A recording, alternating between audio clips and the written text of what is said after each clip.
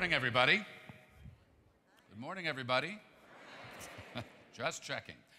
We meet amid incredibly fast-moving events in the world, as anybody who's picked up a newspaper or been online this morning will attest. Our focus here for the next several minutes, of course, is the Middle East.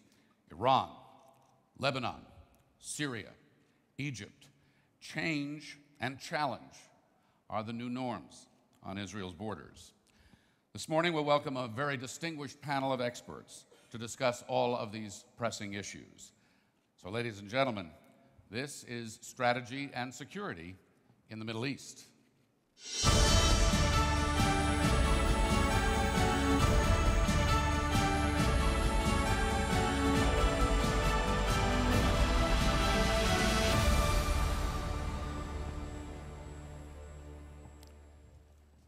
Good morning. It's a great honor for me to introduce this remarkable panel to you today. Let me first start with a vocal proponent of the U.S.-Israel relationship, the chairman of the Senate Foreign Relations Subcommittee on African Affairs, Senator Chris Coons. Next to me here is the former director of Shin Bet and Minister of Homefront Defense, Avi Dichter. Finally, a man whom you've already met, but who needs no introduction, a voice for democracy, freedom, and a great voice in the United States of America, former Senator Joe Lieberman. Now, I will say this, we have just 20 minutes and many things to discuss, so we will do our best. We will not be able to get to everything, obviously, but Senator Coons, I want to start with you, and I want to start with Iran. You were one of the original co-sponsors of the Nuclear Weapons-Free Iran Act. And of course, we know the negotiations that are underway right now and all that is at stake. In your view, what concerns you most about a nuclear-capable Iran? Well, Frank, a nuclear-capable Iran is a nightmare. It would be a terrible day for all of us, not just for the United States and our most vital ally, Israel, but for everyone that cares about freedom and about human rights and about the world, the day that Iran detonates its first nuclear weapon. So we are working tirelessly together to make sure that day doesn't come. First, American troops in Bahrain, in Kuwait, in Afghanistan would be directly at risk. Israel, its very existence, would be at risk. Our entire regional calculus would change because our close allies would feel abandoned, and Iran and its proxies, Hezbollah and Hamas and other allies it has, would feel emboldened. But in some ways, equally, if not more importantly, the United States would have failed. We have made it clear to the world that we stand against Iran gaining a nuclear weapons capability. And if we fail in that mission, I think it weakens the United States as an advocate for democracy. And how do you define nuclear capable? What do you mean by that? We must achieve an outcome where Iran has no pathway to a nuclear weapon, either through uranium or plutonium. And that means ensuring that they comply with 6 different Security Council resolutions, with the Non-Proliferation Treaty, with a whole range of things that have to be in a final agreement for us to have any confidence that they have abandoned their illicit nuclear weapons program. Senator Lieberman, what is the role, and should the role be, of the Congress in these negotiations? Congress isn't involved in the negotiations directly, but it's very much involved indirectly and politically. Right. Frank, the role of Congress in these negotiations is large, and in my opinion, it is embedded in the Constitution. It's not contrived by all of us here. Article 1, Section 8 says the Congress has the responsibility to provide for the common defense and to regulate commerce with other nations. That includes sanctions. Article 2, with regard to the president, when it comes to foreign policy, gives him, for instance, the power to make treaties with other nations, appoint ambassadors, but those have to be ratified or confirmed by Congress. So don't let anybody tell you that Congress doesn't have a role in foreign policy. What's the balance? What's the balance between backing off while the negotiations take place and weighing in to affect the outcome and ultimately the result? So what I'm saying is that Congress is inevitably involved in these negotiations, even though Congress is not at the table. And therefore, Congress has not just a right, but a responsibility, I think, to do some of the things that all of the people here are going to ask their members of Congress to do this week. define the terms, as Chris Coons has just done, for an acceptable settlement that Congress will support and fund. Say what will happen if that doesn't happen. Pass legislation to impose new sanctions on Iran. And then make it clear that the Congress, if Iran doesn't come to an agreement to stop their nuclear program, the Congress will be there to support the commander-in-chief if he decides to take action militarily to stop Iran's nuclear program. I know some people will say that Congress getting involved in this way will hurt the diplomacy, the P5+1. In my opinion, if Congress does not get involved in 1, 2, or 3 of the ways I've just described, the diplomacy with Iran has zero chance of succeeding. Zero chance? Avi Dichter, from an Israeli perspective, what are the top things that you're looking for out of this? Well, you know, when you come to measure seriously a threat, you measure whether it contains two very essential elements: intentions and capabilities. About the intentions of Iran, we have heard from the president of Iran loud and clear. Iran intends to destroy the state of Israel and to expel the people who came post-1948 to the original lands. I mean, I have to go back to Poland, when my parents as Holocaust survivors came post the Shoah, and many other people have to go to Iraq, to North Africa. That's not going to happen, for sure. And the second point is capabilities. Now, even if Iran will say we don't have any intentions today to destroy the state of Israel, nobody is going to believe it. So the main goal now is how we are blocking or destroying the nuclear weapon, and there is no debate amongst the intelligence services worldwide about the seriousness of Iran to build nuclear weapon. So in different words, I will say, if you cannot deal it, kill it. Let me move for a moment with you beyond just the nuclear part of the Iran equation. Because even as this conversation takes place, Iran continues to assert its influence in the region. On that level, Senator Coons, start us off. What should the U.S. response be? Well, the United States needs to push back hard against the charm offensive of Rouhani and others in the Iranian regime. I chair the Africa Subcommittee, for example, on foreign relations. And Iran has been using its oil and its other resources to lead a charm offensive across the continent of Africa. They're also continuing to project force through Hezbollah. We need to be more active in interdicting the flow of illicit weapons. We need to be more active in pushing back on their role in Syria.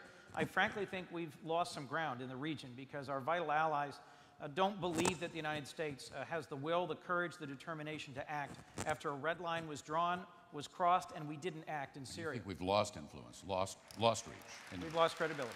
Senator Liebman, what's your take on that? What's your take on that, the role the United States should be playing in the region now? Well, there's a lot of concern in the region about the commitment of the United States to the region. And as long as it's unclear to our allies and our enemies as to whether we're committed to stability, peace, and freedom in the Middle East, our enemies will take advantage of that. So I think that the way in which, look, the first best thing the president and the administration could do is finally get involved in Syria to stop the killing, stop the chaos, and support the moderates there who are really our allies. Secondly, I think Iran will be the big test for President Obama, probably in the next year. And it will be a test of whether this administration will settle for an insecure, unstable agreement or peace with Iran, whether it will push for a real agreement in which they stop their nuclear program, come back into the civilized community of nations. And if they don't, then the moment of truth for this administration, the president personally, will come. He has said a nuclear Iran is not acceptable. Containment is unacceptable. If, as I believe, they don't agree to our reasonable terms during the P5+1 negotiations, the president can not only do what's right, but restore American credibility in the Middle East and throughout the world by ordering military action against the Iranian nuclear program. Avi, I want to turn from that comment to the larger strategic picture for a minute and your take on the strategic and intelligence sharing state of the relationship between Israel and the United States right now. Well, I think that over the last 2 decades, the relationship between Israel and the United States, mainly concerned with the security and intelligence services, is getting through a huge improvement.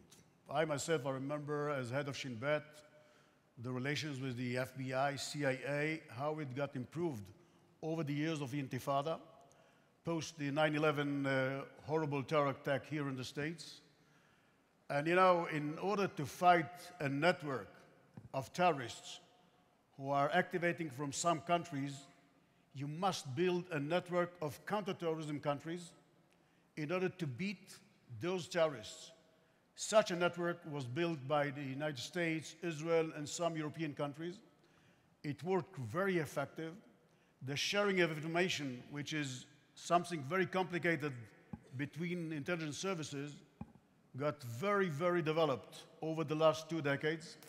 And I must even mention some names. You know, when George Tenet was director of CIA, when Bob Mueller was just until recently the director of FBI, they, both of them, and many other people from the military level, improved the relations between Israel and the United States in terms of security, military, intelligence.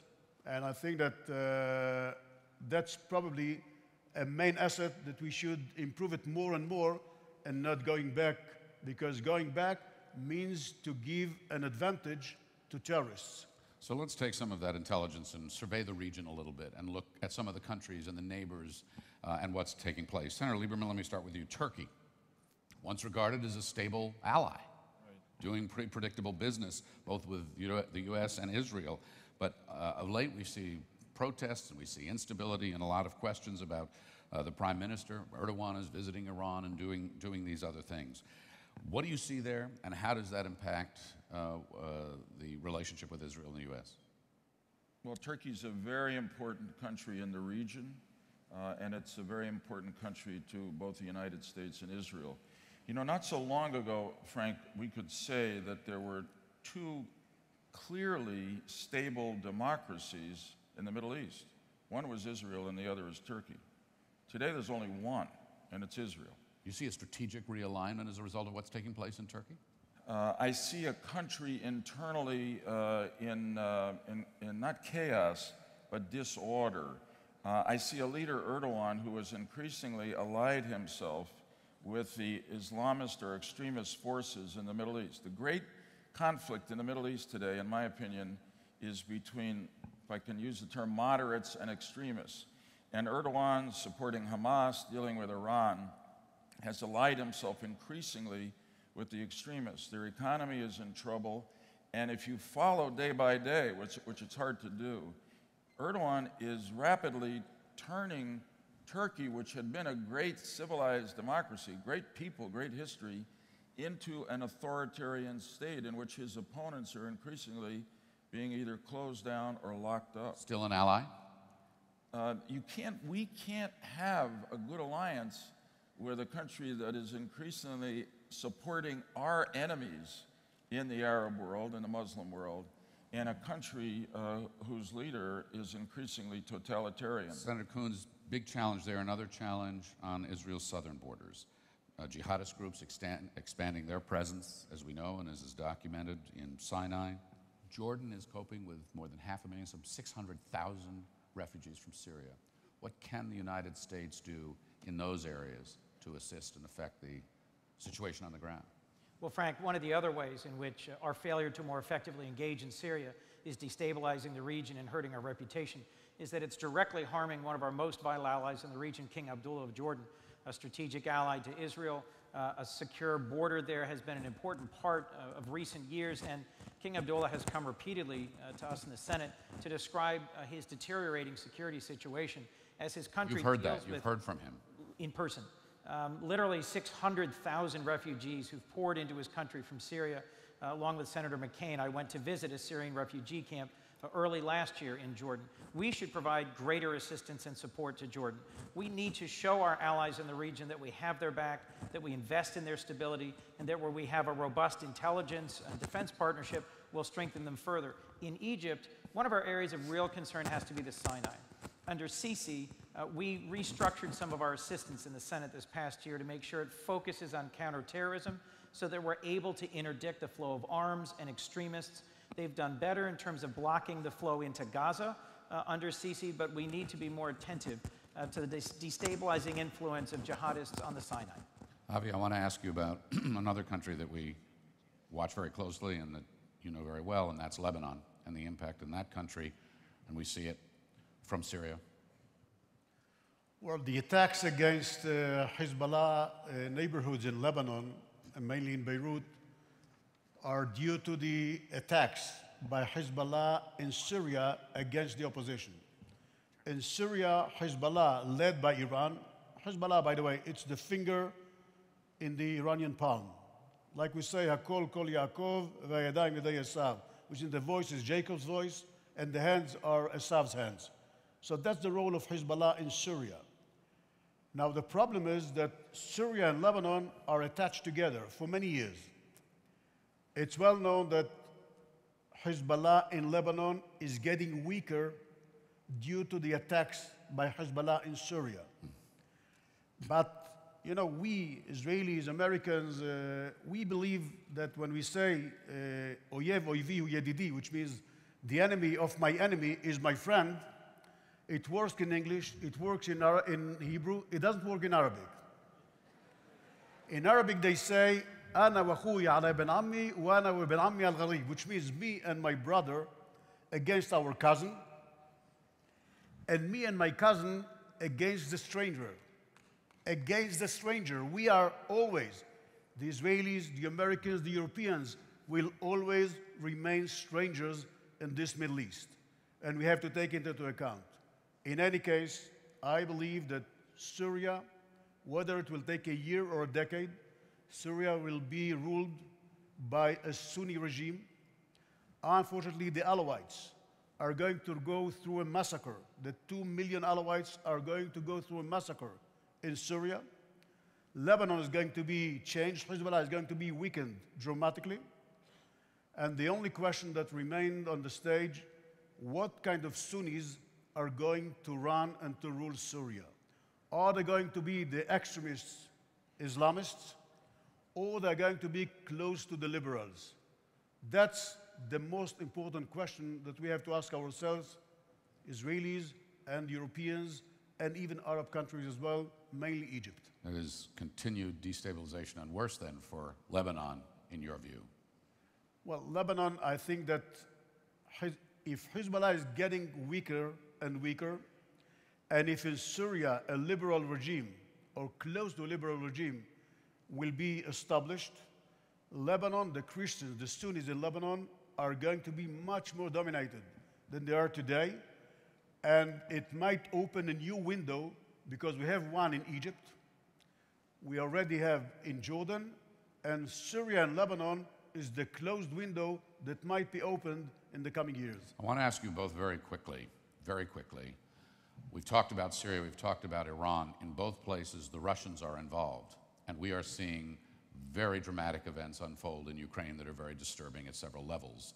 How does that affect the equation in the Middle East, where Russia has a seat at the table? Senator?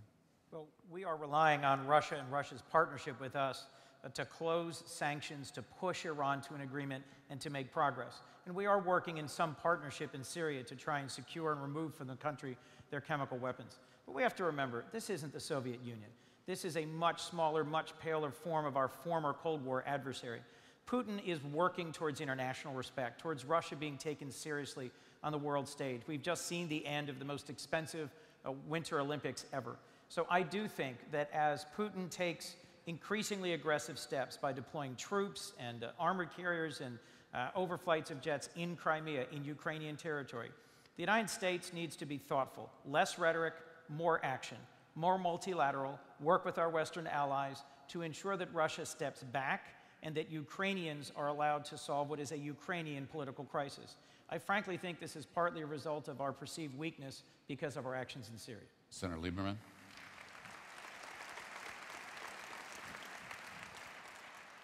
Frank, what's happening in the Ukraine now, and particularly Russia's aggressive reaction to the desire of the Ukrainian people to live a better life, to have freedom, I think should remind us that Russia is not really an ally of ours. They don't have our same value system. I mean, if you look in the Middle East, we've been dealing with them, but they haven't really been ultimately supportive of us. They continue to pour arms into Syria, to Assad, who was Iran's one major ally in the Middle East. I don't have confidence that in the end, Putin and Lavrov will really help us denuclearize Iran. So what we're seeing now in Ukraine is a gross violation of international law, the sovereignty of a nation. What we do there is not easy, but what we do in response to what's happening there in the Middle East, to me, is clear. Don't put a lot of faith in Russia supporting our hopes for the Middle East. Avi, very quickly, because we're almost out of time here, and I hate to do this because the topic is so huge and so important, but Israeli-Palestinian negotiations. We hear a lot about the Jordan River Valley in this conversation, and Israel wanting to maintain a presence there. What's the importance and strategic value of that area? First of all, we have to differentiate between the Jordan River, which is only part of the Jordan Valley. And the Jordan Valley is pretty wide compared to the Jordan River, which is very narrow. It's unlike the Mississippi River or any other river in the States. Now we have to go back to Iran. When Iran started to build the northern axis, Iran, Iraq, Syria, Lebanon, this axis is destroyed in the middle during the last 2 years. They have some thought about the southern axis, which go from Iran to the Gulf countries, Yemen and Sudan. The northern is going to separate between Turkey and the Arab countries. The southern is going to be along Saudi Arabia and Egypt. They have some thoughts about a central axis. And the central axis goes via Iran, Iraq, and a question mark about Jordan. Now here, try to imagine that one day Jordan is going to be part of this axis. We are going to get Iran 20 meters of Jerusalem because the Palestinian Authority or Palestinian State or whatever will be part of this axis. And we're going to have Iran 20 kilometers from Tel Aviv, 10 kilometers from Ben Gurion Airport. So when we speak about the Palestinian state that will have a gate to Jordan, this gate shouldn't be a gate in the desert. It should be a gate that you have shoulders, Israeli shoulders, from the north side and the south side along the Jordan Valley. And I think that that's the most important part when we insist about an Israeli presence along the Jordan Valley, because as you remember, before 1967, Sinai was under United Nations supervision. Mm-hmm. And when Egyptians at that time, Gamal Abdel Nasser, when he told them, go home, you remember what happened? They went home. And they left Israel to confront Egypt. We cannot allow ourselves to be under a situation that someone else will take control over such a strategic area like the Jordan Valley. I said when we came out here, that there were so many issues to discuss, there would be no way we could get them all in this short period of time. So I'm going to do something that we're very fond of doing in television and saying, Senator, in 10 seconds, so you each have 10 seconds, no more, as you look ahead to the next year, what you think is the principal opportunity or challenge in the Middle East. Senator, 10 seconds. We have an enormous opportunity to pursue peace, but it's only going to happen if the United States leads, is firm and resolute, puts in place a tough agreement, one that's built on the principle of distrust Iran and verify all their actions. There can be a good outcome, but only if America is strong. A little more than 10 seconds, but we'll let it go. Avi. My mother used to say, Mr. Mashigader, are you crazy to ask me to predict what's going to happen in the Middle East? It's, 10 seconds. for 3 years, all intelligence services are trying to predict, and all of them, Israelis, Americans, Europeans, and even Arabs, fail to predict. What I can assure you one thing. 20 years ago, I sat in jail with Sheikh Ahmad Yassin, he in our jail. And he told me, Avi, you be sure that your presence in East Jerusalem will remain in 20 years over my dead body. We are today in East Jerusalem, and his body is dead for 10 years. Senator, 10-second prediction. Okay, well, to me, of course, the big opportunity and challenge is Iran's nuclear program. I pretty much said what I believe about it. Unless Congress does some of the things that AIPAC is asking it to do this week, there's no chance of a good agreement, and the reason for that is that Iran will have no fear of consequences. If that happens, and I think sometime in the next year, President Obama, Prime Minister Netanyahu, the leaders of our Arab allies are going to have to decide whether they're going to accept a nuclear Iran or carry out a military attack to stop it. I want to make one more optimistic prediction. I think there will be a framework agreement between the Israelis and the Palestinians this year. I think it'll happen because of the extraordinary commitment of Secretary Kerry and the cooperation of Prime Minister Netanyahu. The key remaining question is whether the Palestinian leadership has the guts to agree to a framework agreement. And we're going to have to leave it there, but a lot to think about. Ladies and gentlemen, please join me in thanking our panel this morning. I'm Frank Sesno, and our conversation here has been strategy and security in the Middle East. Thanks, gentlemen.